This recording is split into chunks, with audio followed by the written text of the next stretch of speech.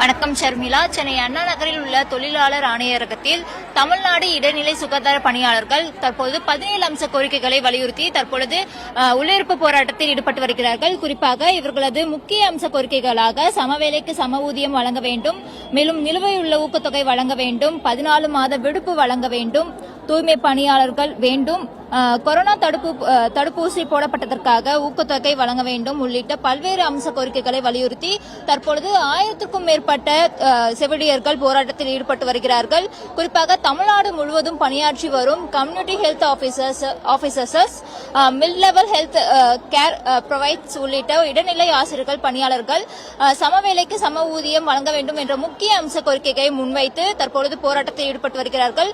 மேலும் அதோடு தற்பொழுது வழங்கப்படாமல் உள்ள மாத ஊக்கத்தொகையாக 57,304 உடனடியாக வழங்க வேண்டும், நிலுவையில் உள்ள ஊக்கத்தொகை வழங்க வேண்டும் உள்ளிட்ட கோரிக்கைகளையும் வலியுறுத்தி வருகிறார்கள். மேலும் PSG மற்றும் NQAS தொடர்பான ஊக்கத்தொகைகள் உடனடியாக வழங்க வேண்டும் என்றும் 2002 முதல் 2024 வரையிலான 5% ஊக்கத்தொகை உயர்வை அமல்படுத்த வேண்டும் என்றும் வலியுறுத்தி வருகிறார்கள். மேலும் பணி சுமை அதிகமாக இருப்பதால் 12 மாத ஊதியத்தையும் கூடிய விடுப்பு வழங்க வேண்டும் உள்ளிட்ட கோரிக்கைகளை வலியுறுத்தி வருகிறார்கள். அதனைத் தொடர்ந்து தற்பொழுது நம்முடன் செவிலியர் தற்பொழுது ஈடுபட்டுள்ளார். அவருடன் கூடுதல் தகவலை கேட்கலாம்.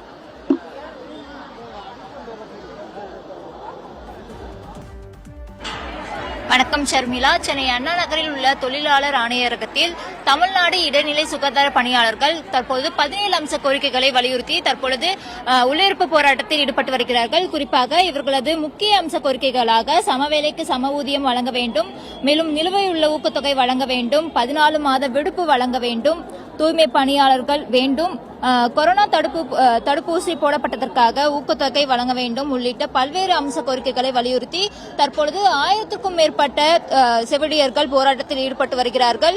குறிப்பாக தமிழ்நாடு முழுவதும் பணியாற்றி வரும் community health officers, mid level health care provides உள்ளிட்ட இடைநிலை ஆசிரியர்கள் பணியாளர்கள் சமவேளைக்கு சம ஊதியம் வழங்க வேண்டும் என்ற முக்கிய அம்ச கோரிக்கையை முன்வைத்து தற்பொழுது போராட்டத்தில் ஈடுபட்டு வருகிறார்கள்.